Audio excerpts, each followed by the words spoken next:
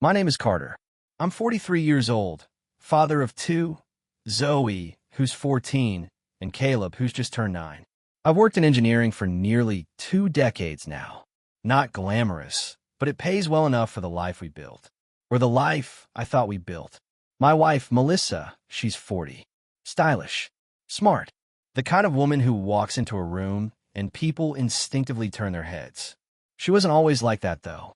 When we met, she was quiet, studious, kind of shy in a way that made you lean in when she spoke. We've been married for 16 years. Most of them good, some of them rough. We were young when we tied the knot. Thought love was enough. But we grew, together, I believed. We built a home from the bones up. Not just the physical house, but the life inside of it. Laughter, movie nights, backyard barbecues, late-night grocery runs, all of it. The mundane things that somehow feel sacred in hindsight. She worked her way up in advertising. She's good at it. Hell, better than good. She's a manager now at a firm with big clients. She started there 5 years ago, and that's where Fred comes in. Fred's her boss. At least he was. At the beginning. I didn't know back then that he would become something else. For a while, I didn't see the signs. Or maybe I didn't want to. They weren't loud. They didn't come crashing through our lives. They came in slowly, like fog rolling in over the ocean, quiet, creeping, subtle enough that you question your own judgment. Melissa started spending more time at work. First late meetings, then weekend brainstorming sessions. I didn't think much of it. I believed her. She was career-focused, ambitious. We had our routines. She'd kiss me goodbye, call me during lunch, send me little photos of her coffee or the view from her building. But over the past couple of years, that stopped. The check-ins grew shorter. Then they disappeared altogether. I'd ask, "How was your day?" And she'd shrug, "Busy."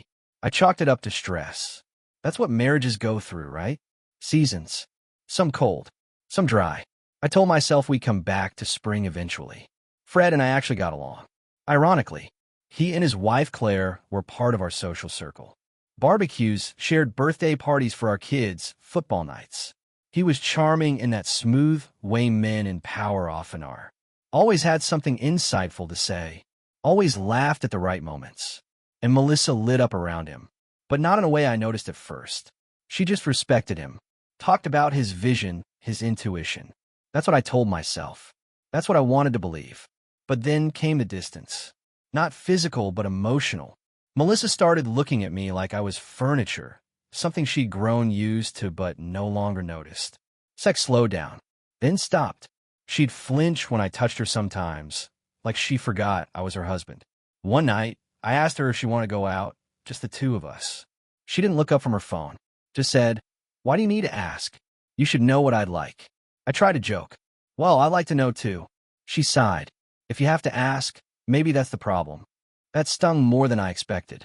Not just because of what she said, but the way she said it, like I was some bumbling fool who should have seen this coming. I didn't push. I just nodded and went to bed early. That's what I've been doing a lot. Nodding, stepping back, swallowing discomfort like it was medicine. The turning point came on a Wednesday night. Melissa was in bed beside me, scrolling through her phone, smiling. Laughing softly. Not the kind of laugh you let out for a meme or a dog video. No, this was the kind you save for someone. A person. "What's funny?" I asked.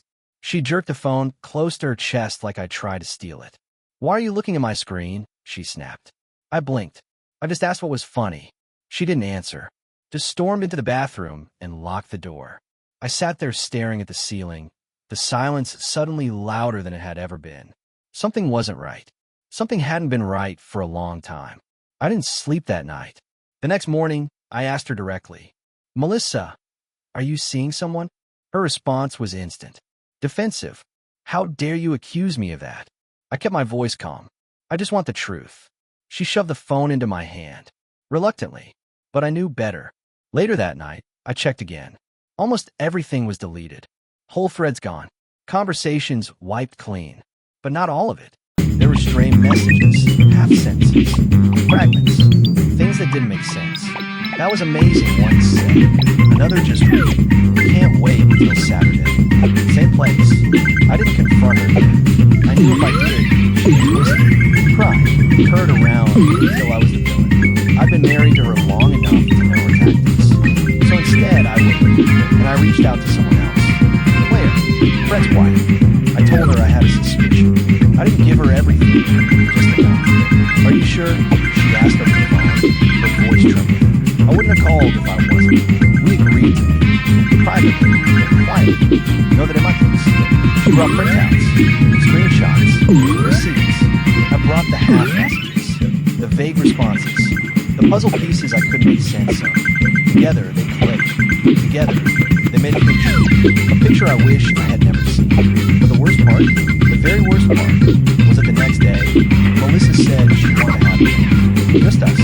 Said she missed me. Said she wanted to reconnect. I said yes, but I had a plan, because I already knew where she'd be later that night. And I wasn't going to confront her.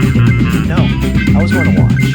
From the table across the room. I knew the reservation time before she ever told me she was going in. She stood in the kitchen that morning, pouring coffee, acting like nothing was wrong. Wearing that perfume she had been wearing for years. The one I bought her during the weekend in Charleston when we were still in love. She only ever wore it when she wanted to feel desirable. She was hungry, not a happy kid, just something soft, almost distracting. Her eyes didn't meet mine once. I asked where she was going that evening. She barely looked up. Work dinner. Late campaign plan. Don't wait up. I nodded. Of course. I didn't blink. Didn't question it. But I had already spoken to Claire. We had the reservation. Fred had booked a private booth at a dimly lit upscale restaurant. About 35 minutes from it. The same place they'd met last time. Claire had access to his account. His dumb arrogance made it all easier. He never bothered to use fake names, never paid cash, never hit the paper trail. Confidence makes people lazy. I arrived early. Not too early, just early enough to get settled. Claire came too. Separate car, different entrance. She was calm. Too calm. Kind of calm and scary. But something inside her had snapped and solidified into steel. She wasn't doing this out of rage. She was doing it out of clarity. And that terrified me more than if she had been screaming. The staff had helped us out. Someone she knew worked there. They gave us the booth behind theirs corner angle, full view. Dim enough to not be noticed, but close enough to hear if they spoke up. At 7:12 p.m., they walked in. Melissa was dressed in a way I hadn't seen in years. Low-cut black dress, hair curled, laughter already spilling in her mouth as Fred whispered something in her ear. He had his hand on her lower back, familiar, possessive. She didn't flinch. She leaned into him. My heart sank, not because I was surprised, but because even with all the evidence, part of me still hoped I would go. I watched as they ordered wine, watched her giggle behind the rim of the glass, watched her touch his arm and made some stupid joke. I couldn't hear every word, just fragments, but I didn't need dialogue. The body language said everything. They were lovers, comfortable, experienced. This wasn't new. Claire sat across from me, expression frozen. She didn't blink much, didn't cry, just watched. When the food came, Fred leaned in and kissed Melissa's neck. That was it. Claire stood up, not fast, not loud, just deliberately. I'm going to the hostess, she said. Time to serve them both. I followed.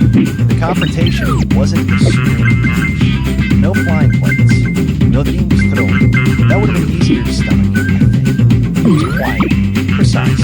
Claire approached their table first. Melissa had her back to us. She didn't see us until Claire spoke. Well, this is cozy. Fred froze first. You could see the color drain from his face like a scene out of a bad film. He turned slowly, like his body didn't want to acknowledge what his eyes already knew. Melissa turned. Her eyes met mine. For a second, just 1 second, I saw the old woman. The woman who looked at me on our wedding day. The woman who cried when Zoe was born. The woman who kissed me under the bleachers at a high school football game. Then it vanished, replaced by Penny. What are you doing here? She asked. Her voice cracked on the second word. I didn't speak. Claire did. Take it, she said coldly. She dropped a thick manila envelope onto the table. You've both been served. Fred tried to speak, but Claire held up a hand. Don't insult me with whatever you were about to say. Melissa looked at me, desperate, wild-eyed. Carter, please, it's not what you think. It's exactly what I think, I said. My voice was low, calm, too calm, and I don't want to hear it. I turned and walked away, didn't look back. She came home that night. Of course she did. She followed me inside like a ghost. Stood in the entryway like she didn't recognize the walls that she once held me. I sat on the couch. She stood by the door. Harder, please. No, I said without turning. She stepped closer. You don't understand. I laughed bitterly. No, you don't. That's the problem. I understand exactly what's been going on. It wasn't me. It wasn't. She stopped herself. I looked up. And what was it? She blinked. It was a mistake. No, I said. Dropping a glass is a mistake. Leaving the stove on, forgetting to call back your mom. That's a mistake. 2 years with him? That's a life. She broke. Right there. Fell to the floor in sobs. I didn't move. I let her cry. It was the first time I didn't reach for her when she was hurting. And it hurt more than anything. Over the next few days, she hovered, cried, cooked elaborate meals, cleaned rooms that didn't need cleaning. She asked if I would talk to her. Said she wanted to fix things. She offered therapy. Apologies. Sex. Promises. More apologies. But I said nothing. Not first. Because I didn't know how to explain the depth of the damage. How do you explain to someone that they took a sledgehammer to something you built with bare hands? Calloused hope. She told me Fred was just a mistake. Said he manipulated her. Said she didn't know who she was anymore. Said she hated the person she became. You became that person with full choice, I said finally. You don't accidentally fall into someone's bed for 2 years. Her face went pale. Do you love him? I asked. She shook her head. No, not now. Did you? She didn't answer. That was enough. A week later, she said something that chilled me. If you leave me, she whispered one night, I'll have nothing left. Step ahead. Then maybe you should have protected what you had. But I wasn't sure I was ready. Not yet. Not because I wanted her, but because I wanted something more than revenge. I wanted clarity. I needed to know exactly how far this had gone, where it started, how deep the rock was. So I asked her one final question, a simple one. What was the first lie? She swallowed. Then she said something I didn't expect. It wasn't with Fred. It wasn't with Fred. The words echoed in my chest like a dull explosion. Not loud, not sharp, just hollow. Endless. What do you mean? I asked. She didn't look at me. She looked down at the floor like it could somehow pull her under and save her from what she was about to admit. Her voice was barely above a whisper. There was someone before him. Just once. Years ago. Before Caleb was born. I didn't know it. Not even a point. You mean this wasn't your first affair? She winced at the word like it stung her. No, that one was short. I was going through a lot. You were distant. Always at work. Always exhausted. You cheated on me because I was tired. I asked, voice steady. I didn't mean for it to happen. He was just there. Of course he was. They're always just there. I stood up. I needed air. I needed to get away from her. From the room. From this version of a life I thought I knew. She followed me, barefoot down the hallway like a shadow. It didn't mean anything. I swear. That one. It stopped before it ever really started. And Fred. I turned back toward her. Did he stop before it started? Or did you wait until I saw the damn reservation to put the brakes on? Her face crumpled. I ended it before you showed up at the restaurant, she said, desperate. I had told him that week. I was done. I was trying to figure out how to tell him. Don't lie to me again, Alyssa, he said. I was sitting 10 feet away from him, laughing, flirting, kissing his neck. If that's how you end things, I'd hate to see you start. She had no defense. Just tears. That night, I slept on the couch. I didn't want to sleep at all, but my body shut down. Somewhere in the late hours of the night, I drifted off. And I dreamed about our wedding. Not the real version, the idealized one. Melissa running down the aisle. My mother crying in front of me. My hand shaking as I slipped the ring on her finger. I woke up to the sound of silence. She was in the kitchen, making breakfast. Eggs. Bacon. Coffee. Like nothing had happened. Like we were still us. Over the next few days, we existed like ghosts. She floated through rooms trying to look useful, clinging to tasks that had no meaning. I, meanwhile, reached out to Claire again. We had become something strange, confidants in a war zone. We weren't close in the traditional sense. We We didn't share inside jokes or talk about hobbies, but we had a shared understanding, a shared wound. I asked if Fred had reached out. She said yes, multiple times.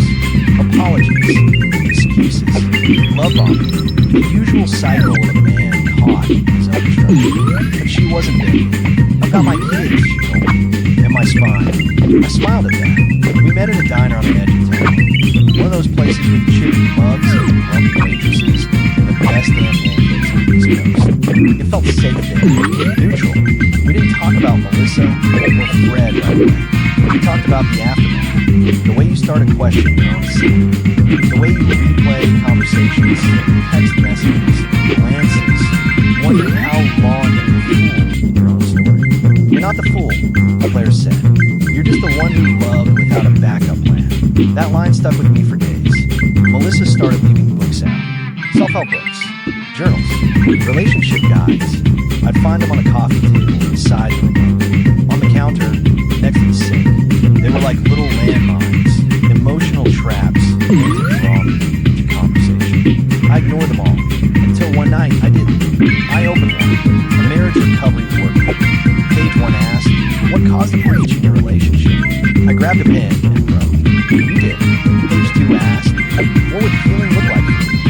I wrote, it wouldn't look like pretending this didn't happen. Melissa found it the next morning. She didn't say a word, but I saw her eyes when she looked at me. Hope mixed with terror, like I had acknowledged her presence in the room for the first time in weeks. And she wasn't sure if that was a good thing. Claire called that afternoon. I have something you need to see, she said. She didn't sound angry. She sounded exhausted. I drove to her house. She was waiting with a laptop open on her dining table. Emails from Fred, dozens of them, but not just Melissa, the other women. He wasn't just a man having one affair. He was a man with a pattern. He had emailed subordinates, freelancers, video. There were flirty lines, explicit language, inappropriate images. Claire found it all when she got into his body count. I thought it was just Melissa, she said, her voice breaking. But it was worse. We sat in silence for a long while. Then I said something I hadn't planned. I thought I'd feel better knowing this, but I just feel more broken. She nodded. That night, Melissa asked if she could sleep in her bed. Not for sex, just to sleep beside me. I didn't answer. She slept on the floor. No pillow, no blanket. Just curled up on the carpet like she was trying to disappear into the fibers. I watched her from bed, wondering how it got here, wondering if she truly hated herself as much as she claimed. I didn't speak, but I didn't sleep either. The next morning, Zoe asked me the question I looked ready. Are you and Mom getting a divorce? I froze. She wasn't crying, wasn't angry, just tired. I said, I'm trying to figure that out. She nodded. Okay. Then she added, just don't lie to us, Dad. That broke me more than anything Melissa ever did. Because my daughter, my own child, had learned how to sense a lie. And she wasn't even 15 yet. A week later, Melissa asked me to come to therapy. Not for reconciliation, just to hear me out, she said. Please. I agreed. I don't know why. Maybe I was curious. Maybe I wanted to see if she'd score. Maybe I wanted to punish her in a room where she wouldn't. But I went. And in that room, with a neutral party listening, I asked her the question that was eating me alive. If you hadn't been caught, would you have ever stopped? She didn't answer right away. Then she looked at the therapist. Then at me and said, no, she said. If I hadn't been caught, I wouldn't have stopped. It was the most honest thing she'd said in months. Maybe ever. It hurt more than all the lies. The therapist sat still, watching us, saying nothing. He didn't need to. The silence said everything. Melissa looked like she wanted to reach out. She didn't. Maybe she finally understood boundaries. I was lost, she said, her voice cracked. I didn't know who I was anymore. Fred made me feel alive. Wanted. Still there. What was I? The man who made a life? The father of your children? The man who let you chase your dreams while I held the house together? What was I? She opened her mouth to speak, but I cut her off. I'll tell you what I was. I was a placeholder until you found something more exciting. A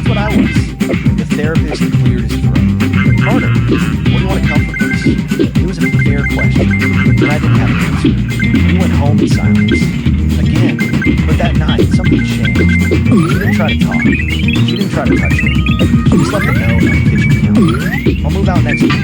I know I've lost you, but I want you to know every day I spend with our kids now, I try to make up for the days I stole from them while chasing someone who didn't love me. I didn't respond, but I didn't give it up either. When she finally moved out, the house felt empty without life. Her things were gone, but her scent still lingered in the closets. Her toothbrush still in the drawer.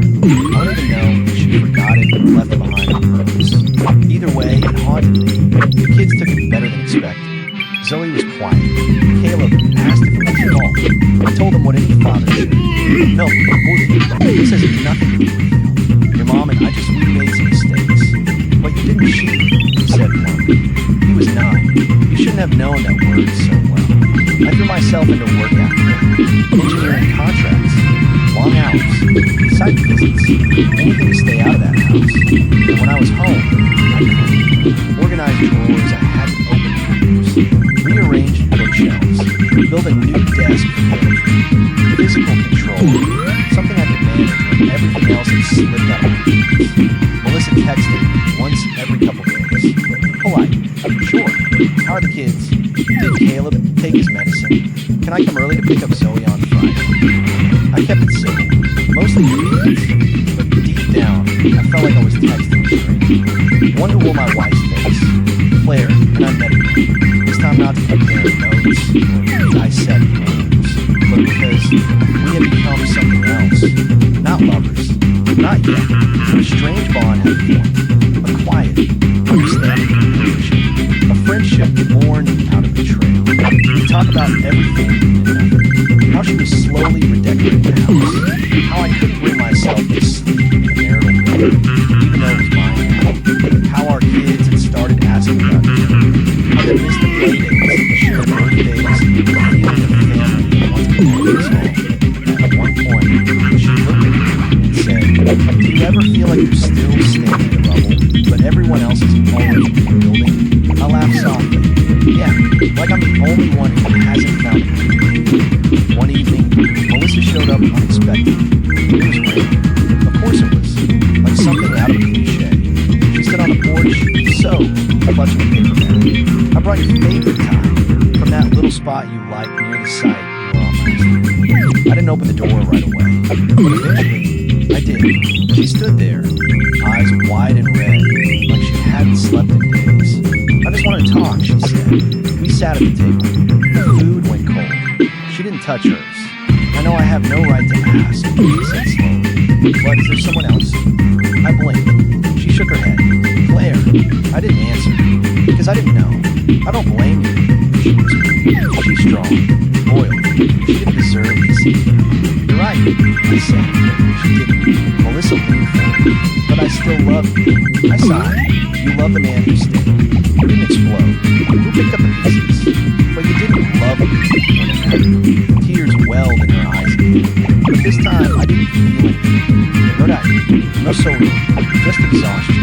The next therapy session, I told the therapist something that surprised. I'm not angry anymore. Melissa turned to me. Hope flickered across her face. But I'm not in love anymore. Her face fell. The therapist nodded. That's normal. Closure often comes with notice. No, I said. It comes with peace. And I finally have some. Melissa stopped texting after that. I think she could finally understand. The fight was over. There was no rebuilding this. The foundation had been shattered. And I wasn't willing to live in the place. Claire and I stayed close. Not in the way you might expect. We didn't rush it. We kept things simple. Respectful. Slow. She was healing too. But sometimes slow is the only way something can all be done. The kids still saw each other.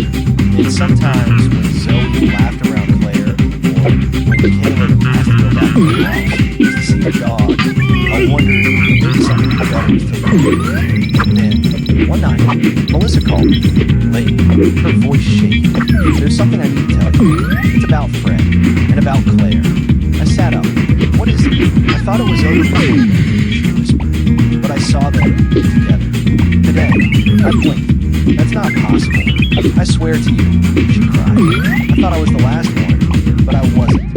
You need to be careful. I saw them together. Today, Melissa's voice echoed through the phone, brittle and urgent. I thought I was the last one, she continued, her voice quivering. But I wasn't, Carter. Claire and Fred, they're not done. I sat there in the dark, holding the phone tighter than necessary, like my grip could hold back the chaos spilling. No, I said calmly. Too calmly. You're wrong. I'm not, she said quickly. I didn't want to believe it either, but I was dropping off a portfolio at a client's building downtown. I was walking through the parking garage when I saw her. Together. She touched his arm. He opened her car door. They hugged. My throat was dry. A hug. A hand on the arm. The car door. Was that enough to believe betrayal had returned? Or was Melissa spiraling, reaching for a way to wedge herself between something that had slowly begun to grow? Still, I couldn't shake it. Not completely.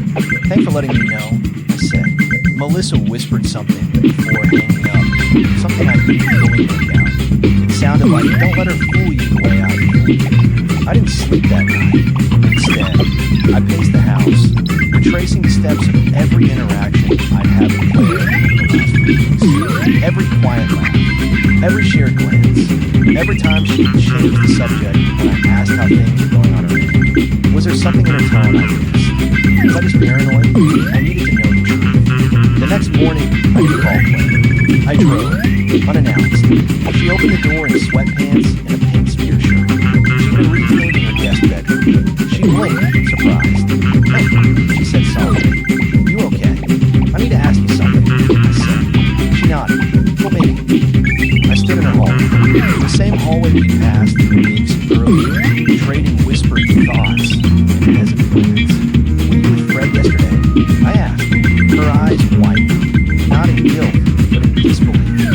What? In a parking garage, downtown. She stared at me, then let out a sharp laugh, but it wasn't joyful. Are you serious? I just want the truth, I said quietly. Her smile faded. You think I go back to him? After everything? After what we've shared? I don't know what to think. She stepped back, nodding slowly. Her face was calm, but her eyes burned. Melissa called me, didn't she? I didn't answer. She scoffed. Of course. She saw me, with my brother. He came into town. Looks a little like Fred, especially from the distance. I even told her that once. She used to tease me about it. Claire walked to the kitchen, pulled out her phone, and showed the photo. Her brother, arms around her in front of downtown. Timestamp. Geotag. This is who I was with, she said. And if you really thought I was capable of crawling back to Fred, maybe you don't know me well. I looked at the photo again. She was telling the truth. I had doubted her. I felt the shame settle in. Heavy. Crippling. I'm sorry, I said. She didn't say anything. Just looked at me with an expression that hurt more than anything Melissa had ever said. I left her house feeling like the ground had shifted. Not because of Claire, but because of myself.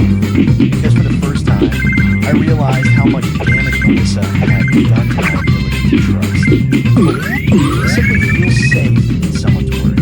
Claire didn't text me the next day, or the day after, and I didn't blame her. Meanwhile, Melissa began texting me. Small things at first, just checking in. Then, I missed talking to you. Then, have you thought about us at all? I didn't respond, until she showed up again, uninvited, wearing the sweater I once said made her look like home. Did you know Claire filed a restraining order against Fred? She asked as soon as I got there. I blinked. What? She handed me a printed document. It was real, legal. Claire filed a no contact order. Quietly, without drama. Filed just 3 days ago. He's been showing up at her job, Melissa said, sending emails, letters, gifts. She tried to keep quiet, but I found out differently. Claire didn't want you to worry. I stared at the paper, stunned. She had protected me, even after I doubted her. Even after I showed up accusing her of sleeping with a man who had nearly wrecked both of our lives. I felt something crack in my chest. Something old, something buried, and I finally understood what guilt truly felt like. I called Claire that evening. She didn't answer. I called again. Voicemail. I left a message. You were right to be furious. I'll let my damage get in the way. I am sorry.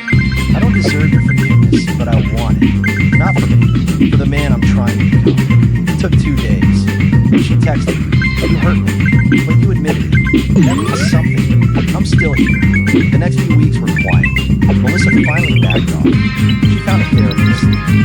taking accountability in a way that wasn't performative, just real, quiet, kind.